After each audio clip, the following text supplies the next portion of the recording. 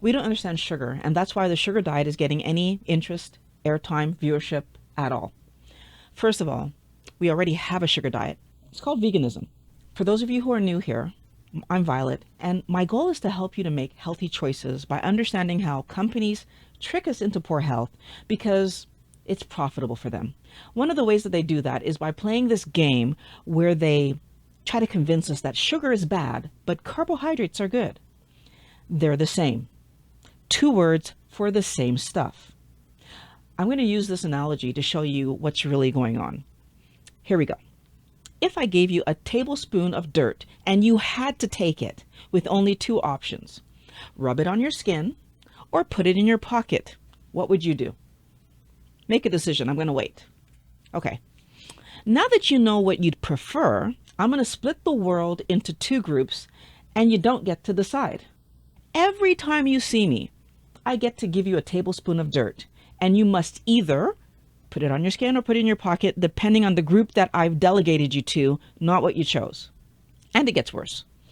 I tell you if you can put it on your stomach or your thigh, for example, where your clothes could hide it, or if you got to put it on your face or your neck or your hands. And if I'm telling you to put it in a pocket, I get to tell you if it's the back pocket where you have to have trouble sitting or any other pocket you might have on you. The final insult, you must keep the dirt that I give you for a minimum of 6 months. And then when it's time to get rid of it, to clean it up, I'm going to tell you how to do that, but we're going to come back to that in a minute. My first question is, are you happy with either situation, putting it on your skin or putting it in a pocket, especially knowing that you need to keep it for 6 months? And the second question I have for you is, would you be avoiding me or would you be seeking me out? What do you think you might do? It took some time for me to realize that the sugar diet was even a real thing. I honestly, sincerely thought somebody, well, a bunch of people were just trolling me in my comments. I thought it was some kind of joke. But then I actually realized there was people out there. So to be fair, what I decided to do was to look for the person who originated the diet to try to understand what exactly they were proposing.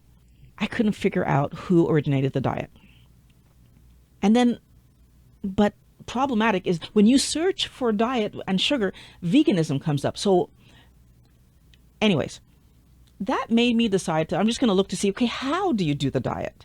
And I thought maybe there'd be some nuances, again, that would help me understand why anyone would think that a sugar diet would work. I found only one person who seemed to be talking about how to do it. And so this person, and the video was confusing to me because for the majority of the video, he kept saying, I'm going to tell you, I'm going to tell you, I'm going to tell you, and wasn't saying much. But what I understood from the beginning part of the video is you're keeping your fats as low as possible. You're keeping your protein low to moderate. And then what's unique about the diet, so I'm quoting him, what's unique about the sugar diet is that you get to eat more food. You're not in a caloric deficit. Your metabolism revs up to meet the level of sugar you've eaten. I want to point out right away, that is not unique to the sugar diet. In a carnivore and even in a keto diet, if you're doing it right, you're not in a caloric deficit. Especially if you're in maintenance, you're not in a caloric deficit. But okay, he thinks this is special to this diet. The other thing that I want to point out is that when your metabolism revs up to meet the food you've eaten, that's also not unique to this diet. Dr. Fung has been talking about that since I found him more than 7 years ago because the videos he was saying it in were really old. This is Dr. Leibel's very famous study. And what he did was he took patients with a stable weight and he put them into a metabolic lab, right? So he did two things. One is that he actually force-fed them so that they gained 10% of weight. Then he put them back to normal. Then he made them lose weight. And he measured their metabolic rates all through. So what did he find? Well, if you force-feed these people and they gain 10% of weight, they increase their basal metabolic rate by close to 500 calories a day. So the body's not just gaining weight, gaining weight, gaining weight, right? So everybody says, yeah, you eat more calories, you're going to gain weight. Well, no, your body is actually trying to burn it all off. 500 calories a day. right? And what happens to those very same people as you bring them back to their initial weight? Well, their basal metabolic rate goes back exactly the same.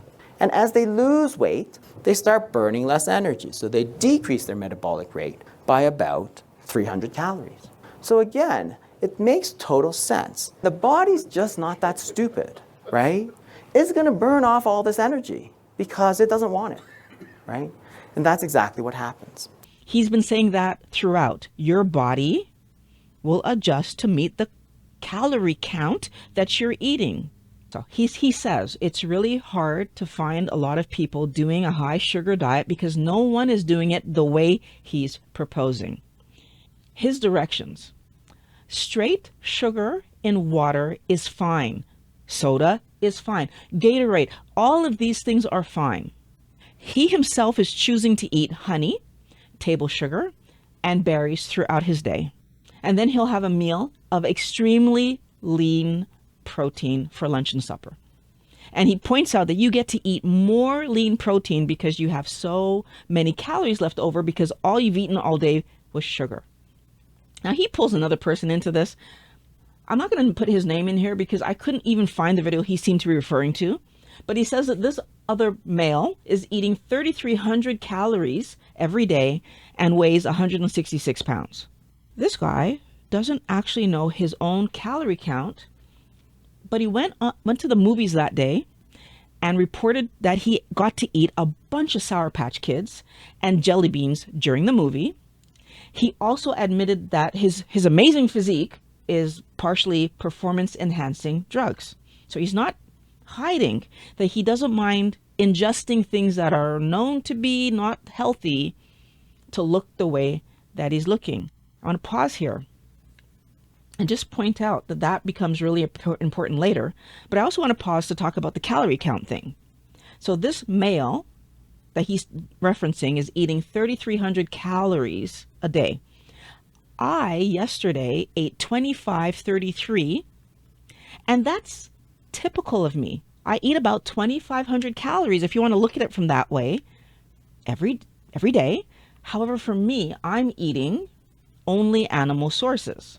So there's no plants, and I'm doing all of that in one meal. I will also say that what I'm doing feels easy. So we have the two diets. He's saying, oh, it's so easy. I'm saying what I'm doing feels easy too. Now, as I'm watching this video, he says, and I'm quoting this because I actually played the video extremely slowly so I could write this down. He said, so again, throughout the day, it is straight sugary shit. And then he corrected himself and said, I mean, sugary stuff. Wellness Warrior, considering that the video that I was watching had already been up for weeks when I found it, you'd think that he would have just edited that part out. And even if it was live, because I'm trying to figure out, like, why would you leave that in? He still could have gone in and edited it out. Now, maybe that's a thing he has where he's like, oh, my videos are straight and whatever, and maybe that's why he left it in, but okay. So you're admitting that you're eating garbage. Then he goes on to explain. I want to pause here and thank channel supporters for their contribution to books, videos, and other learning opportunities so that I can make these videos to help you get your health back. If you'd like to become a supporter, there's a link in the description that gives you the option to do monthly or one-time contributions. Okay, let's get back to the video. Then he goes on to explain, you can even have vegetables and fruits all throughout the day. And I did appreciate that part. I appreciate him admitting that veganism is a sugar diet. So thank you for pointing that out to people who might not have made that or even believed me when I'm telling you sugar and carbs, two words for the same stuff. He finally said, we are trying to keep our fats under 30. He finally said protein from animal sources we're trying to keep under 100, or at least he is. But then he turned around and said, but don't worry about the protein because you're eating those vegetables if you're a person that eats vegetables. You're eating those fruits if you're a person that eats fruit, and therefore you're going to get your protein there.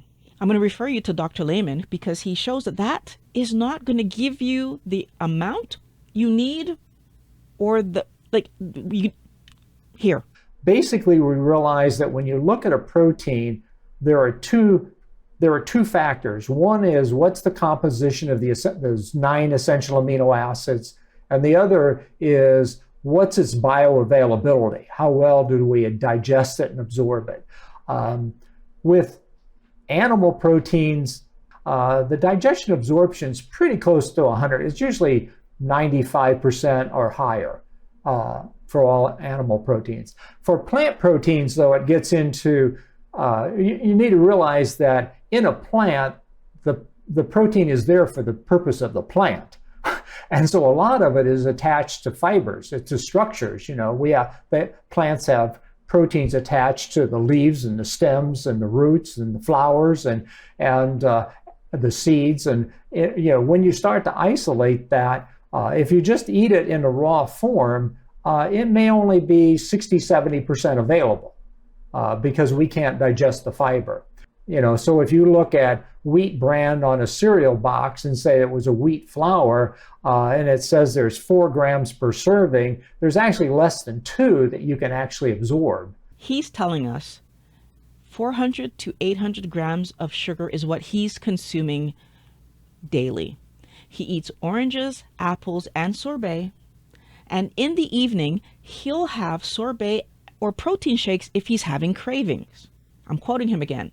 It might not be the best option, but I'm still losing weight, and that's ultimately what matters. I don't weigh or measure anything. There's no meal prep. I just travel around with some fruit, walk out the door with a banana. It's easy. Goes on to say, this diet is invigorating in a lot of ways and empowering in a lot of ways. I can use teriyaki sauce, barbecue sauce, balsamic vinegar, all these things that do not have fat in them. So he's avoiding starches because they slow down weight loss progress. You can drink juice in this plan that he's giving us. Now, I couldn't find one other person who was straight up endorsing this diet. And I really tried. I'm starting to think maybe he's the one that came up with this diet. I'm wondering if there might have been some people who were trying to endorse it, but then they had to take those videos down when people were challenging them and like not happy with what they were saying. Or maybe I'm not searching correctly, and I don't know. Like the other videos that I found on this topic, they were trying either to disprove this diet or they were trying to say that sugar is not the enemy, but they weren't endorsing the sugar diet. So I want to just take a few minutes to talk about why eating 400 to 800 grams of sugar a day doesn't make any sense. Going back to our analogy, those people who get to put dirt on their exposed skin will have the benefit of not getting sunburned, right? But is that going to outweigh the problem that you're going to live with walking around with a dirty face all the time, for example? The people that get to put the dirt in their pocket, definitely going to benefit from carrying around some extra weight, right? But does that outweigh the perhaps slouch that you might get if I forced you to put the dirt in the front pocket, right? Like ladies, you know what I'm talking about. That slouching thing that happens. Here's what we're not being told in this diet scenario. Our body makes all the sugar that we need. If you eat sugar, your body has to do something with it. It can put it in fat storage if you're lucky, or unfortunately, it will be causing some kind of internal problem that you struggle to see or even feel. Type 2 diabetes is a manifestation of insulin resistance at the level of the liver. Polycystic ovarian syndrome is a manifestation of insulin resistance at the ovary. Cardiovascular disease is a manifestation of insulin resistance at the heart. Alzheimer's disease, we are learning, is a manifestation of insulin resistance in the brain. It's regiospecific, and it is because of that that we end up with these different manifestations. His statement that weight loss is ultimately what matters, that's a false idea that we have got from companies. And this false idea allows us to overeat garbage while we harm our health and allows them to keep selling us junk food. That junk food makes us fat and sick, And that allows them to come in and sell us medications that don't work while we're waiting for expensive surgeries to try to save our lives from the problems that were created because we believed the lie that sugar is essential to eat. Our body makes all of the sugar that we ever need, period. Getting back to our analogy, you've been walking around with this dirt, driving you crazy for 6 months. Finally, you can wash it off, but there's a twist. You can only wash away 1/4 of a teaspoon at a time, and that will take you 1 week to accomplish minimum. So remember, I gave you a tablespoon when I saw you. So it's kind of like you're trying to pressure wash a driveway, right? Have you ever tried to do that? You ever seen how long it takes? That's the scenario I'm putting you in. Obviously, if you happen to avoid me for a full 9 months, you can get rid of all the dirt that I gave you. Maybe. Yeah, because I said at least a week. It might take you more. Because what's essential for you to understand, Wellness Warrior, some of our body parts can be rebuilt in a few weeks, but some take years to fully be rebuilt. So cleaning up that sugar isn't as simple as we want to think. And I really hope by this point that we can see that the dirt we're carrying around or have on us is the sugar, because otherwise, this analogy, okay, Wellness Warrior, you can't run to the gym and exercise away the sugar you ate. What I think is sad is that we give people this really horrific advice to eat less and move more. And then when they fail, we blame them for it. That doesn't make any sense, right? How can 40, 50% of the population be so morally bankrupt that they let this happen to them? Is it not more logical that the advice that we gave was just really crappy? That seems to me much more sensible. The truth is, once you've eaten the sugar, you now have to allow your body whatever time it takes to repair you. And the scary part? It struggles to do it if you keep eating garbage. Sugar is everywhere. Junk food and those healthy vegetables all around us. Sugar that's coming in, stalling our progress, keeping us sick. It isn't as simple as avoiding me. What are you going to do? Does the allure of getting to eat all the candy sound more appealing than having a healthy body? Because apparently, for this guy, the answer was yes. What's your answer going to be, Wellness Warrior? And I want you to put a question mark emoji in your response to let me know that you, first of all, made it to the end of the video, but second of all, understand my confusion about influencers trying to convince us that sugar could possibly be healthy. I really thought this hurdle in our health journey we had gotten over decades ago. Junk food, sugary foods, chocolate bars, candy, ice cream. I thought we at least understood that that was unhealthy. Apparently not. The next thing you're going to want to do is watch this video. It's going to help you to get your health back. Click on the link, and actually it's in the description so you can leave that comment first.